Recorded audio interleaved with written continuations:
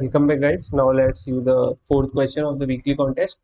The problem is like we are given a particular array and we have to find minimum absolute difference in a given range, and there would be many queries, and we have to answer all those queries in a vector, and we have to return the vector. This is the question. And what is the absolute minimum difference? It is the difference between any two numbers. It is the difference between any two numbers in the given range. Like suppose for an array, what would be the minimum absolute difference?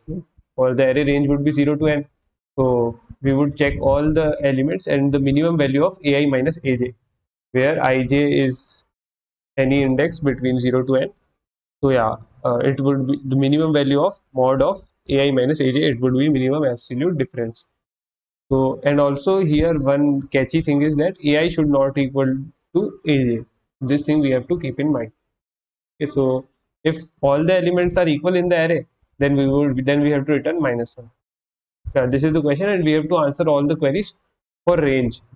Like range queries, we have to answer for a range. We have to answer like as given in the question.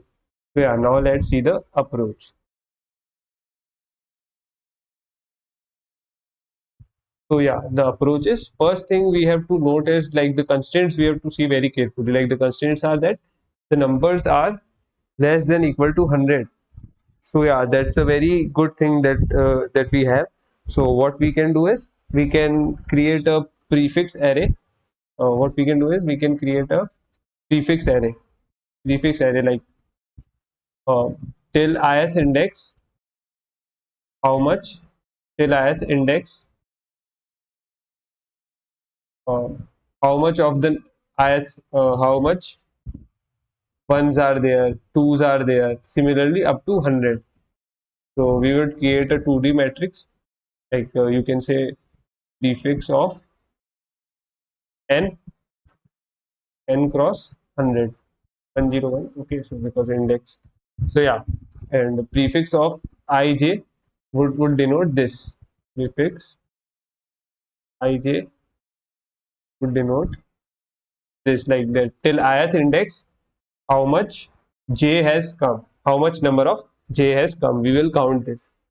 So yeah, now our question will become pretty easy. Like you will only tell that for any query, what you will do is you will for any query you will run a loop for j equal to 1 to 100, and then you will check. Then you will check like you will check like in the given range is does one come or not. If it comes, you would push it in a vector, because duplicate elements doesn't matter. We have to only see that whether it comes or not, because duplicate elements difference won't matter, because their difference would be 0, and we cannot take equal elements as described in the question.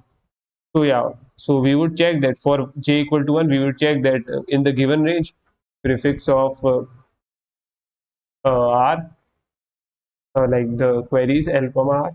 So prefix of L for any J we would check minus prefix of uh, L of J. Yeah, if it is greater than 0, here we will do L minus 1, because in the range R to L we have to see. If it is greater than 0, that means in the given range the jth element has occurred once. So we would push it into a vector. Similarly, we would do it for all 1 to 100 numbers, and then we would push it in the vector, and these are sorted only. So directly what we will do now is check the minimum difference in the consecutive elements, and the minimum difference would be the answer, would be a required answer, that yeah, this is the answer in this range, this is the minimum value. So how much time complexity did we go through? N into 100 only we did, so because like n into 100 plus like the number of queries into 100, like this we did to create like for this we did to create that prefix 2D array, and this for running of the queries. So this was our complexity, because the numbers were 100 only, so that's why we maintained their prefix array, and we saw that which all number has come, and at most 100 distinct numbers can only be present. So 100 times only our query will run, and we have checked for that only, and that's why we have use this kind of approach. So yeah, now let's see the code. It's what I said, only simple, like here from 0 to n I have counted, like I have made the prefix array here, like and then what I have done is, like, for each and every query I have checked that whether I equal to 1 to 100, and whether that prefix of r minus prefix of l is greater than 0, like whether that ith element occurs. Ith element means 1 to 100. Is there any number between these range? Yes, if yes, then we would push it into our vector, and vector will contain at most 100 distinct numbers. So yeah, we would simply, it is already sorted also, because we are checking for I equal to 1 to 100. So we are if we are inserting, then we are inserting in sorted order only. So yeah, and then we will check the minimum difference. What is the minimum difference?